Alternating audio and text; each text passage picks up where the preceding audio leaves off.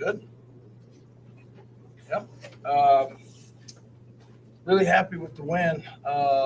It's good to get a lot of different guys in there, different combinations of lineups. I thought we got out to another good start again today. And I credited our team with being locked in and concentrating in our prep. Our film session this morning, obviously Webster's first game was last night. So quickly getting film, breaking that down, our guys seeing it, going over on the court, and then being able to put it together on the floor was really good. Good win, good team win. What adjustments, if any, were you trying to make from Wednesday night over to tonight? Not a ton. Honestly, there were once we wanted to see a couple of different lineups tonight. At times, obviously, both Kamari and Torrey were out, not on the floor. Savon White was out with a slight injury. Should be fine long term, but kept him out tonight. But there may be some cases going forward. All of a sudden, Kamari's in foul trouble and Torrey needs a break. So what's that going to look like when those cases arise? Same thing, late game, we had James Dent at the 1. May still have some situations where maybe in foul trouble, Sean Smith needs a break, needs a sub. What's that going to look like if neither one of them can play at the 1? Just thought we got good contributions, even at different times during the game. There was a stretch there in the second half where TG was making a lot of shots, and it's really good to see our guys trying to find him.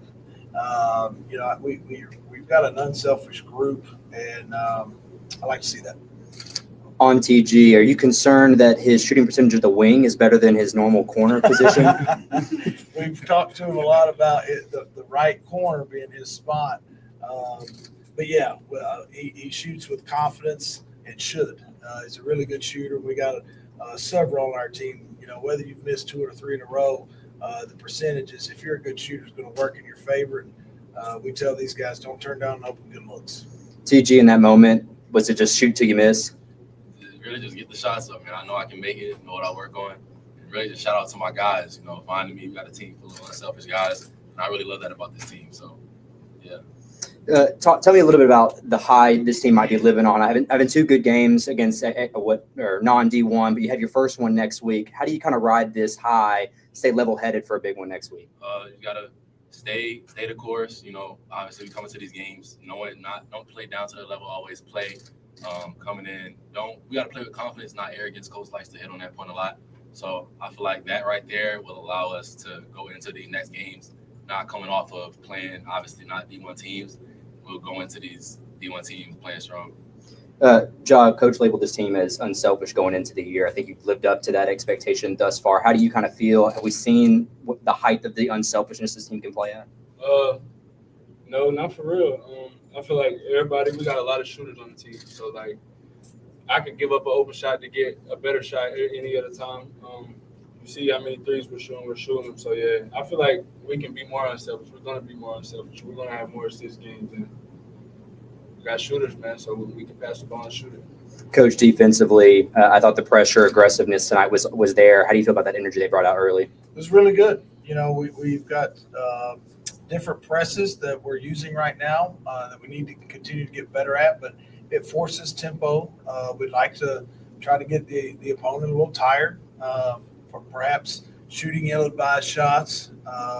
Those are several reasons we end up doing that and wanting to press, but our guys were feeding off of it. It helped us the other night in the middle of the game and in the second half. It did again tonight. Jaw, you had a career high of 14 points tonight. How does it feel to be a part of an unselfish team that helps you create those moments, and especially just being a Tennessee guy yourself? It feels good just to be a part of a team where, I don't feel like nobody really has a self-centered ego. Everybody wants the best for each other. So that's the type of people you want to be around.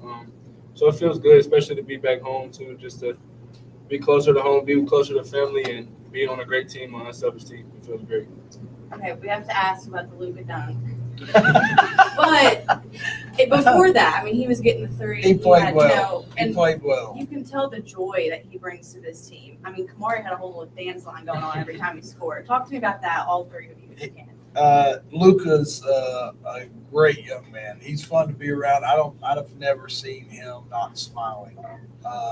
He just always in a good mood. He didn't know that was a rule over here. The FIBA rule, you're allowed to hang on the rim.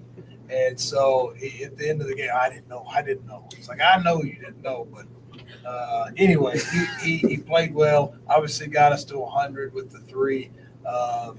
He's an easy guy to like and an easy guy to cheer for. Yeah, Coach, looking at the rebound margins tonight, I feel like it went a lot more the way you guys might want it to against these non-D1s compared to Wednesday. Was there any change in the way you guys prepped or just approached that facet of the game? Stressed it. We did stress that over the last couple of days, is that the other night the rebound margin wasn't where we felt like it could have been or should have been. We talked about that at halftime of the first game against Milligan, that particularly on the offensive end, we had missed 20 first half shots and had 6 offensive rebounds. We wanted that percentage to be a lot higher. You look at some of the teams going forward. I know the other night, Evansville, for instance, had 20 a lot of long shots, but Evansville had 20 offensive rebounds against Purdue. The game after that, we played Michigan. Well, at times they've got 6'10", 6'11", 7'2", or 7'3" on the floor together. So rebounding the basketball is going to become an increasingly bigger challenge for us. So offensively through these 2 games, 100 points, what's really stood out to you that you can take away and really put it in towards Evansville coming up? Yeah, just the willingness to play with pace, execute offense, share the ball, and really shot selection. Again, I think we shot 41 threes in the previous game against Milligan, 40 tonight. Took 30 against Austin Peay, so talking 100 plus threes, 110, if my math serves me right, 111, something like that. Out of those, I think we've taken like 4 or 5 that weren't what we considered to be great shots. Usually if you're shooting that many, a lot of teams shooting that many over a short span, there's a lot that you don't like. But I think our team's doing a really nice job of knowing what kind of shots we're wanting to get. And Jonathan, for you, kind of stepping into a bigger role since transferring down here to MTSU, how do you approach that? I just come in every day ready to work. I'm ready to do what the coach and the team needs me to do, and just taking it day by day, just trying to stack days and get better and do what I need to do for the team. Good. Great. Thank you. Thanks, y'all. Thank you, guys.